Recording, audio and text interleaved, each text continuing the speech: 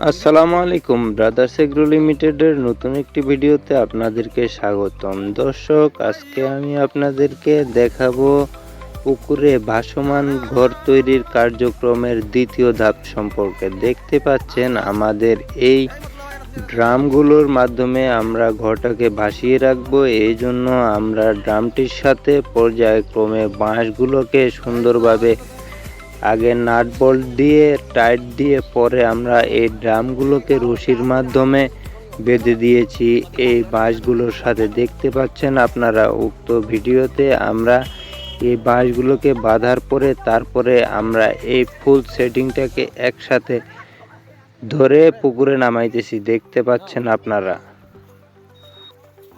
এই ধরনের 4টা ড্রামের 2টা সেটিংকে যুক্ত করার পরে কীরকম দেখায় এই ভিডিওতে আপনারা তাই দেখতে পাবেন। দেখতে পাচ্ছেন নিচে আমাদের আরেকটি ড্রামের সেটিং নামায় রাখা হয়েছে। এই ড্রামের সেটিংটার সাথে আমরা এই সেটিংটাকে কিভাবে যুক্ত করব এবং যুক্ত করার পরে এই জিনিসটা কীরকম দেখাচ্ছে বা কিভাবে ভাসতেছে তা আপনারা উক্ত ভিডিওতে দেখতে পাবেন।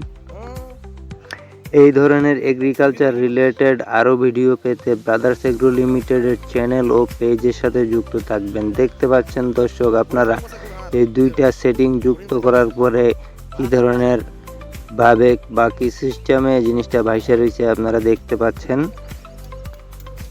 এরপরে আমরা পর্যায়ক্রমে এই ধরনের আরও 2টা সেটিং একসাথে যুক্ত করে তার উপরে আমরা একটি হাঁসের ফার্মের জন্য শেড তৈরি করব। আপনারা পর্যায়ক্রমে আমাদের চ্যানেলের আরও নেক্সট ভিডিওগুলোতে পেয়ে যাবেন ভাসমান ঘর তৈরির পূর্ণাঙ্গ ভিডিওটি ভালো লাগলে ভিডিওটিতে একটি লাইক দিয়ে চ্যানেলটিকে সাবস্ক্রাইব করবেন এবং কমেন্টের মাধ্যমে আপনার মূল্যবান মতামত ও পরামর্শ জানাবেন আমাদেরকে। ধন্যবাদ।